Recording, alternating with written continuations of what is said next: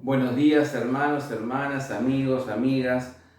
Feliz día del Señor. Hoy estamos en el sermón que corresponde a la Iglesia Evangélica Bautista de Barrio Norte, en la segunda parte del prólogo del Evangelio de Juan. El domingo pasado vimos la primera, hoy vemos la segunda. Y he titulado este sermón El Logos, que recordamos que es la palabra, se hizo carne, un cuento.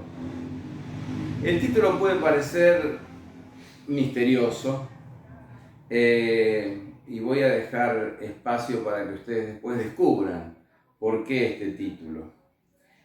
El sermón pasado vimos precisamente que el Logos es la luz de la vida.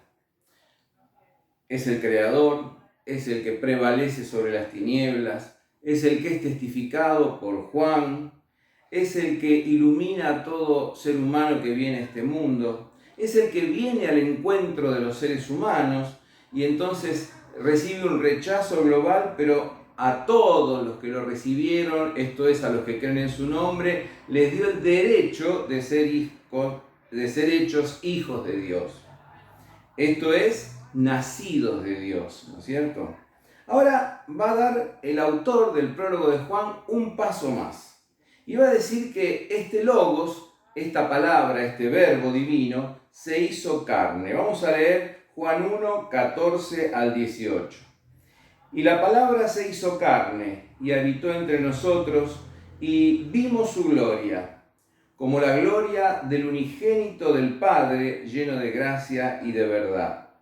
Juan dio testimonio de él y proclamó diciendo: este es aquel de quien dije, el que viene después de mí ha llegado a ser antes de mí, porque era primero que yo.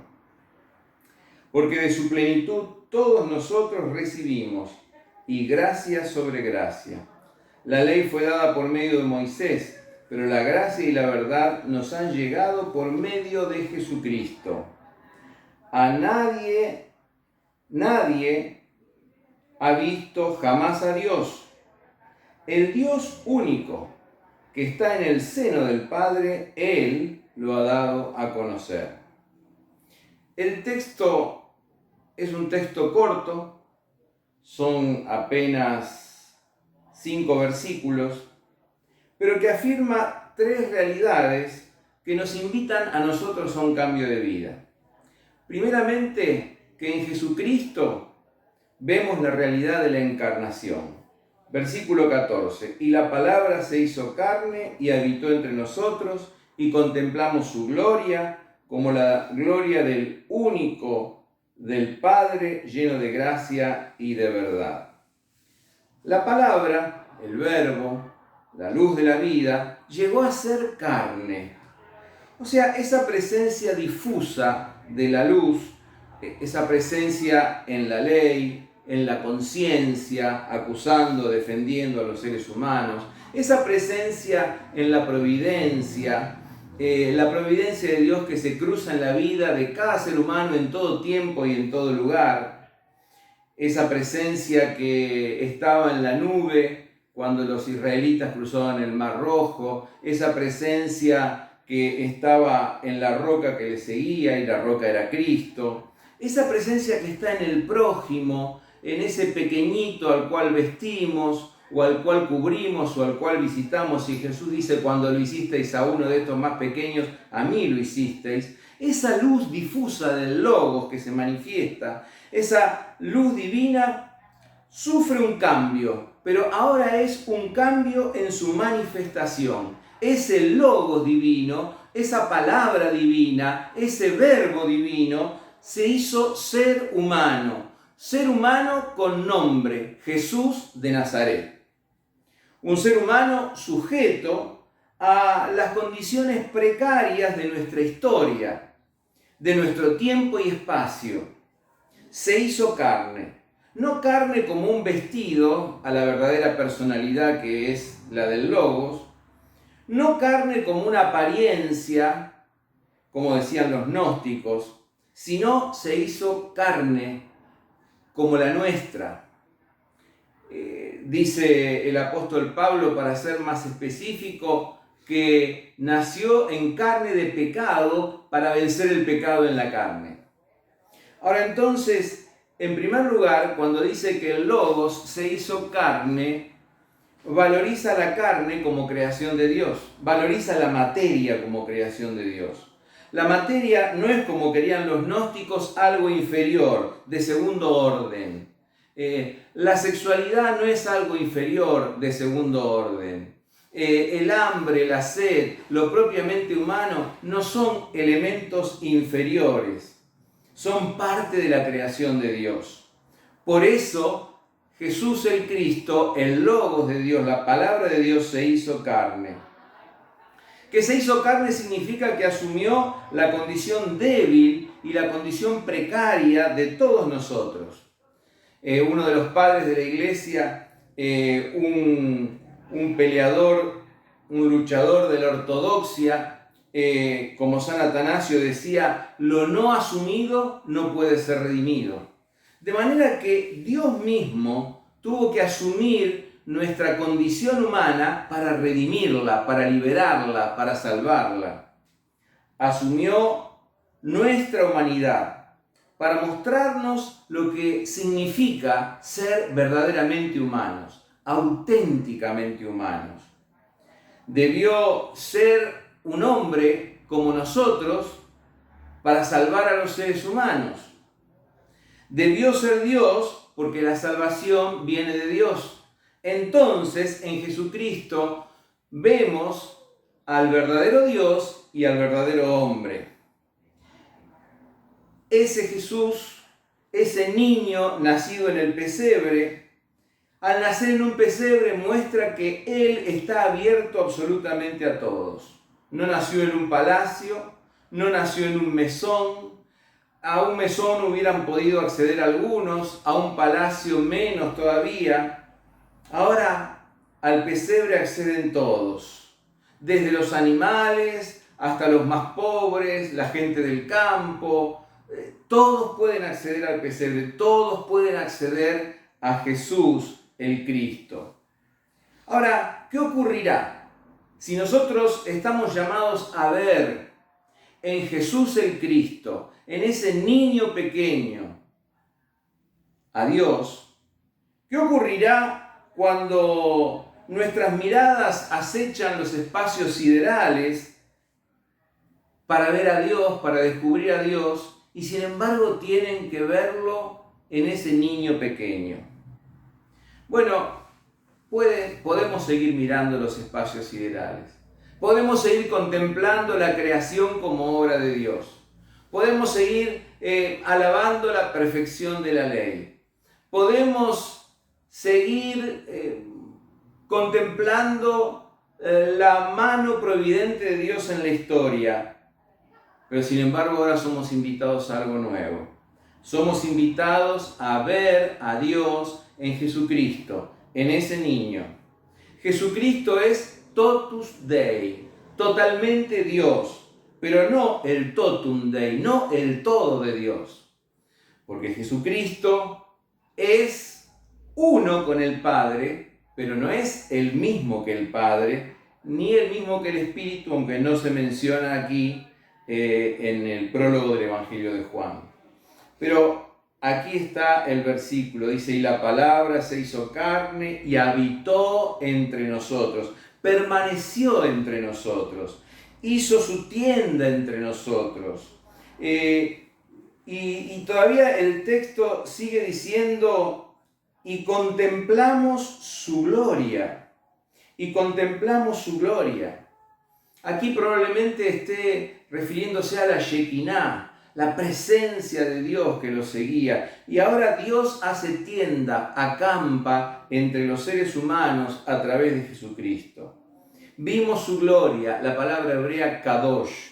Si nosotros tenemos que ver realmente qué significa gloria en el Evangelio de Juan, vemos que en el Evangelio de Juan la gloria está asociada a las señales que hizo Jesús el Cristo. Por ejemplo, cuando convirtió el agua en vino en el capítulo 2 de Juan en las bodas de Caná, o cuando resucitó a Lázaro, capítulo 11. Allí se dice entonces, se habla y se asocia esas señales a la gloria de Dios, ¿no es cierto? Ahora, qué interesante que es la palabra señal, semeion, porque significa el glorioso poder de Dios que nos cuenta Jesús a través de sus hechos.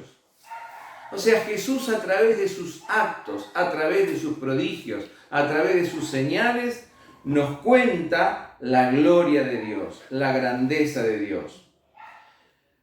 Pero la gloria no solamente se refiere al cuerpo de las señales que hace Jesús, sino más específicamente gloria es el esplendor de Cristo, el resplandor de Cristo, la irradiación a través de Jesús de la luz divina, el Logos, luz de la vida. Ahora entonces vimos la gloria de Dios en Jesucristo. La gloria tiene que ver con una dimensión estética, tiene que ver con la belleza que hubo en Cristo. Gloria del unigénito o del único Hijo de Dios, lleno de gracia y de verdad. Lleno de gracia y de verdad. La gloria como una dimensión estética, pero se une a una dimensión ética. La gloria viene de junto al Padre y está llena de la gracia y de la verdad de Dios. La gracia no es ni más ni menos que el amor inmerecido de Dios hacia nosotros. Esa gloria de Dios se manifiesta en su gracia, en su amor inmerecido hacia nosotros, lleno de gracia y de verdad. La verdad es el verdadero conocimiento de Dios. El verdadero conocimiento de Dios que nosotros tenemos a través de Jesucristo. Ahora, interesante, lleno de gracia y de verdad. La gracia, el amor y la gloria deben ir juntos. El amor y la verdad, deben ir juntos. ¿Por qué? Porque si nosotros hablamos de el amor de Dios o la gracia de Dios, serían sinónimos. Si hablamos del amor de Dios o la gracia de Dios, sin la verdad, quizá caigamos en la indulgencia. Nadie puede decir que ama al otro si cierra los ojos ante el pecado del otro y se hace cómplice del otro. Entonces el amor y la verdad tienen que ir juntos, pero la verdad sin amor se convierte muchas veces en condena y en ineficacia absoluta. De manera que el amor y la verdad tienen que ir juntos, para que el amor y la verdad operando juntos hagan una obra liberadora en el ser humano. Entonces, ¿qué tenemos aquí? Tenemos que la gloria de Dios, su belleza, su luz radiante implica que el amor y la verdad manifestados en Jesucristo están presentes. Las señales no son para sí mismos, sino las señales que Jesús realiza son para mostrar la gloria del Padre y para bendecir al ser humano, para restaurar al ser humano. Qué importante, hermanos, que es esto. Entonces, la realidad de la encarnación es una realidad maravillosa. Esa realidad de la encarnación cumplida en Jesucristo es maravillosa. Nos dice que no estamos solos en las angustias, en las tentaciones y aún en la hora de la muerte. No estamos solos porque Jesús recorrió todas esas horas, así como nosotros estamos llamados a recorrerlas. Oliver Lodge dice, Dios no es un ser fuera del universo, que está por encima de nuestras luchas y por encima de nuestros progresos, mirando y no tomando parte en el proceso, solamente exaltado, autodeterminado y completo. No. Dios es un Dios que ama, que sufre, que entra dentro de la tormenta, que entra dentro del conflicto y que vence desde dentro del campo de batalla. Qué importante, hermanos, que es esto. Dietrich Bonhoeffer, el otro día estamos viendo en casa una película sobre Dietrich Bonhoeffer, sobre su vida. Dice, Jesucristo está en el centro. Qué importante que es esto. Jesucristo, el Verbo encarnado, está en el centro de la existencia humana. ¿Por qué? Porque está entre el viejo hombre y el nuevo hombre.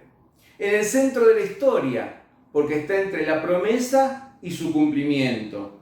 En el centro de la humanidad, porque es el que reconcilia a los hombres entre sí.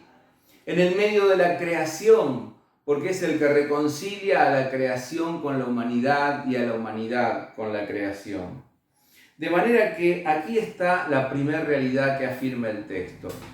Jesucristo es el Verbo hecho carne, el Verbo encarnado. En segundo lugar, Jesucristo es la realidad de la revelación de Dios. Versículos 17 y 18. La ley fue dada por medio de Moisés, pero la gracia y la verdad nos han llegado por medio de Jesucristo. A Dios nadie lo ha visto jamás.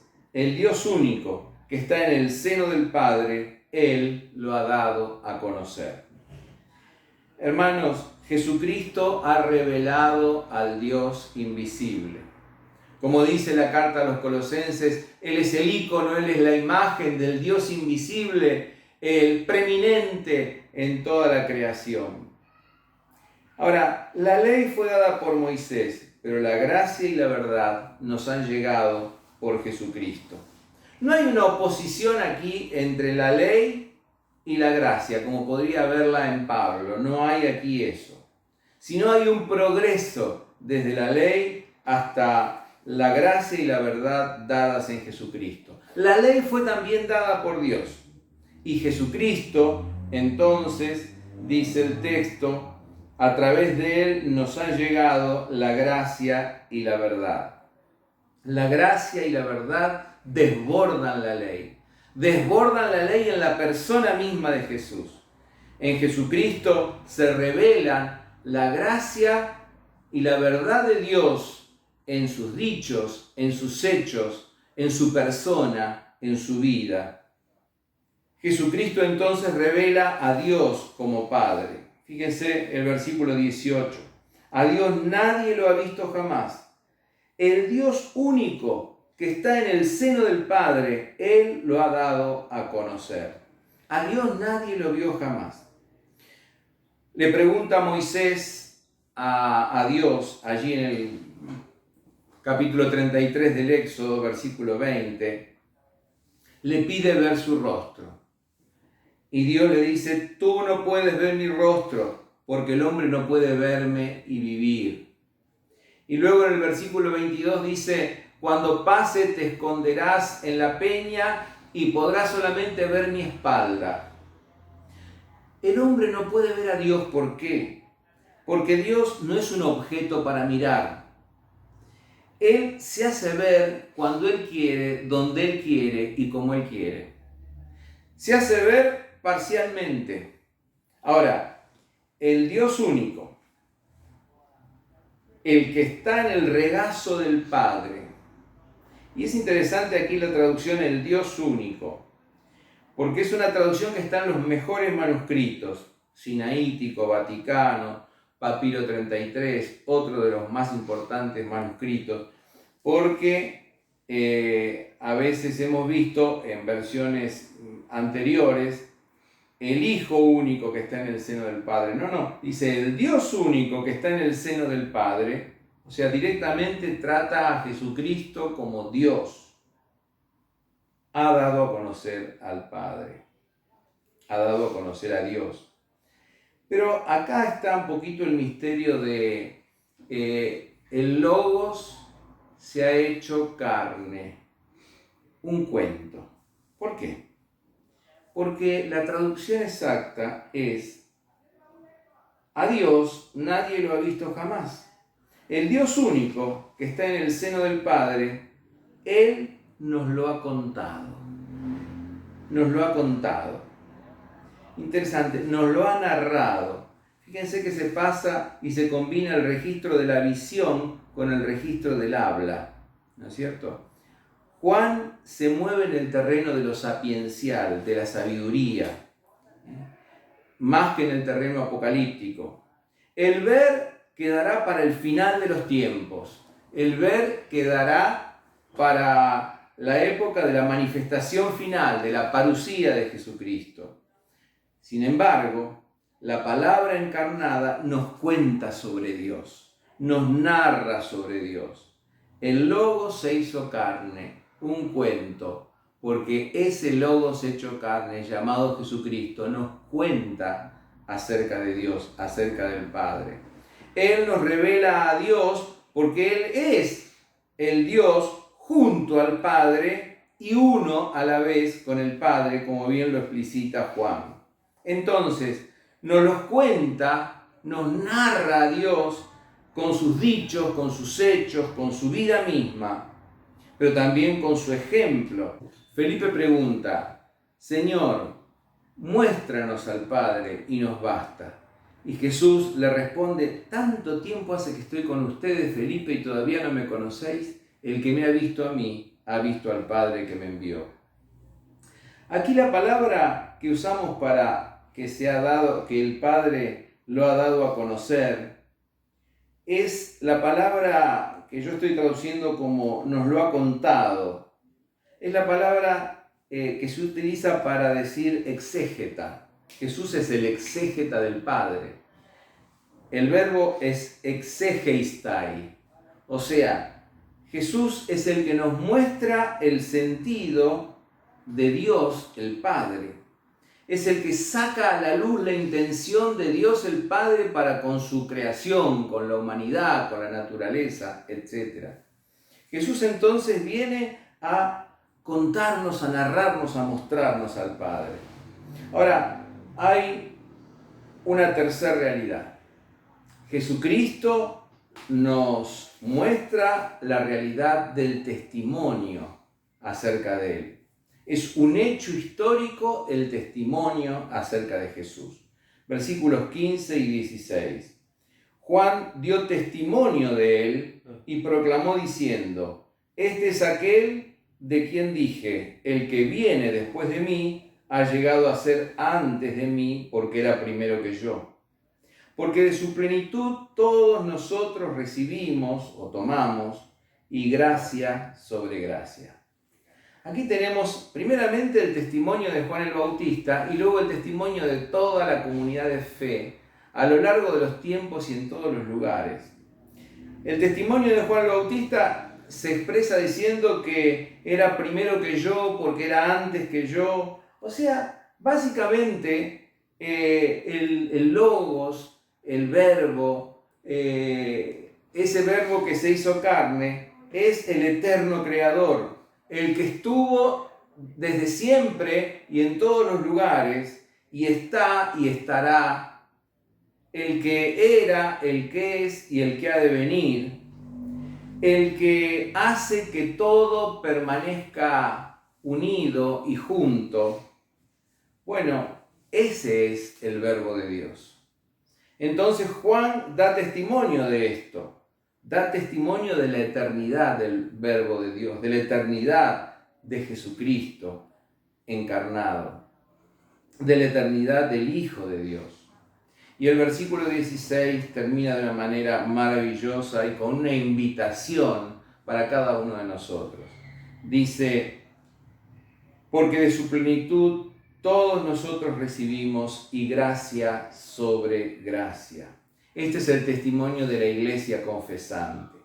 Este es el testimonio de la comunidad de Juan, que escribe su evangelio muchos años después de que hubiese partido el Señor Jesucristo.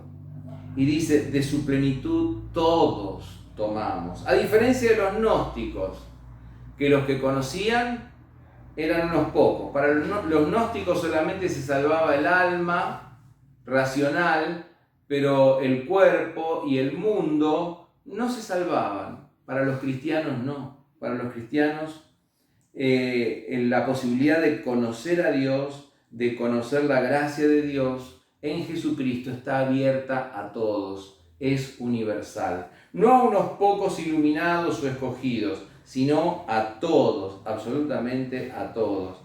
Y no creemos en la inmortalidad del alma, creemos en la resurrección de la carne.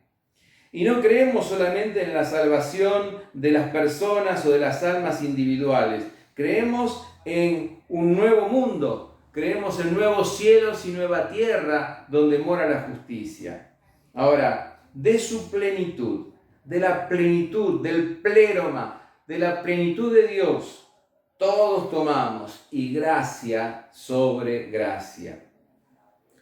Juan Bunyan, aquel famoso predicador que mencioné precisamente en el sermón pasado, Juan Bunyan, predicador bautista, pastor bautista, que estuvo en la cárcel, perseguido por defender la libertad religiosa en Inglaterra, escribió su autobiografía y la tituló Gracia abundante para el principal de los pecadores.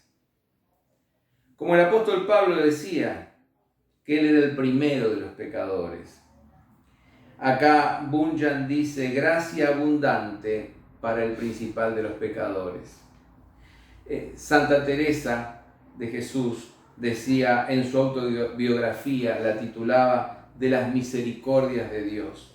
O sea que cada cristiano fiel sabe que él no es la figura central, él no es el protagonista de su propia biografía. Dios es el protagonista de su propia biografía. De Él todos recibimos, de su plenitud todos recibimos, y gracia sobre gracia. Cuando yo tenía unos 14 años, 13 años aproximadamente, leí un libro de Charles Haddon Spurgeon llamado Todo de Gracia, Todo de Gracia. Y leyendo ese libro entregué mi vida al Señor, entregué mi vida a Cristo y le dije, Señor, yo soy un pecador que quiero tomar de tu gracia, que quiero recibir de tu gracia. Porque Dios nos da gracia sobre gracia, amor inmerecido, perdón abundante, pero nosotros tenemos que recibirlo. Dice Spurgeon que la fe es como la mano del alma que se extiende vacía para recibir el don de Dios. Y nosotros tenemos que recibir esa gracia sobre gracia, tenemos que responder a la gracia de Dios. Sin embargo, hay resistencias. Algunos dicen, yo ya tengo una personalidad formada, estoy amurallado dentro de mi personalidad y no tengo escapatoria, por lo tanto la gracia no es para mí. Pero se olvida el que tal cosa dice, que el Señor Jesucristo vino a dar libertad a los cautivos, vista a los ciegos, a abrir las cárceles. Y el Señor quiere abrir las cárceles de tu personalidad. Quiere romper y quiere tirar las murallas de tu Jericó.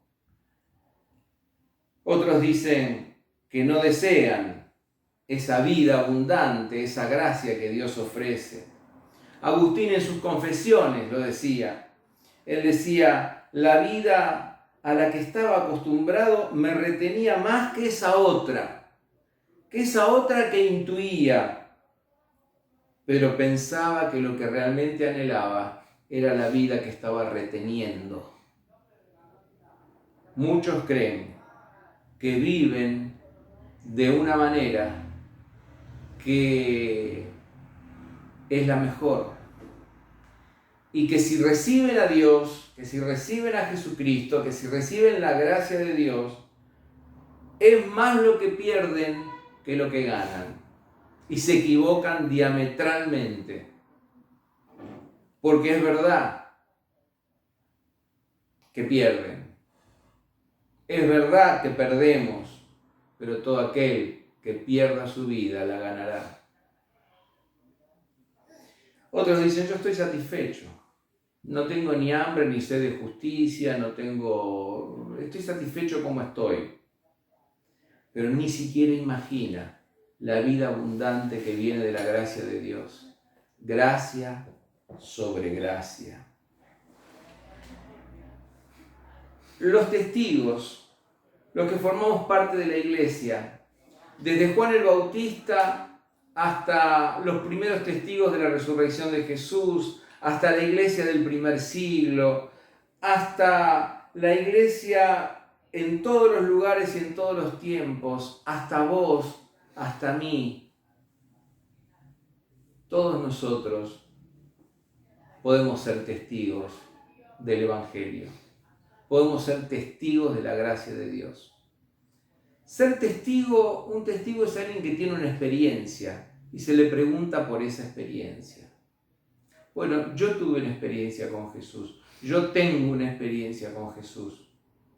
Por eso la puedo contar. ¿Vos podés contarla? ¿Vos podés narrarla? ¿Vos podés contar tu experiencia para con Dios? Este último texto que dice maravillosamente, de su plenitud todos nosotros recibimos y gracia sobre gracia, es un texto que queda abierto a todo aquel que quiera recibir la gracia de Dios. ¿Querés recibir la gracia de Dios? ¿Querés recibir la vida nueva que viene de Dios? ¿Querés recibir ese nuevo nacimiento que viene de Dios? ¿Querés dejar atrás la vida vieja y aceptar de la mano del Señor esa vida nueva que Él te ofrece? Ojalá que sí sea. Ojalá que vos recibas de la plenitud de Dios. Ojalá que vos recibas el perdón, el regalo que es por sobre todos los regalos. Ojalá que vos recibas la vida abundante que viene de Jesús. Y ojalá que seas feliz y seas un testigo más del Evangelio de Jesucristo. De manera que este texto nos habla de tres realidades. La realidad del Verbo que siempre estuvo, pero que se hizo carne y habitó entre nosotros en Jesucristo. La realidad también, hermosa realidad, de la posibilidad de ser testigos de Jesucristo. ¿Querés ser un testigo de Jesucristo? Dios quiera que sí. Yo te invito en este momento a que si vos querés recibir a Jesucristo en tu corazón, hagas esta oración conmigo. Señor Jesús, yo te doy gracias porque tú viniste a este mundo por mí y por cada uno de nosotros. Te doy gracias porque querés abrazarme y darme una nueva vida, un nuevo nacimiento.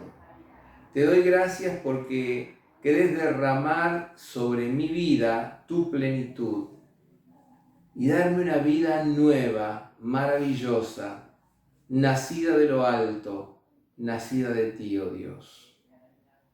Yo quiero recibir esa vida y yo quiero abrirte mi corazón. Y yo quiero recibirte como mi Señor y como mi Rey. Y en este momento te confieso mis pecados, te pido perdón por mis pecados y te pido, Señor, ven a mi corazón a reinar y a darme esa nueva vida que le has dado a tantos, de la cual tantos han testificado. Pero ahora yo quiero ser un testigo más.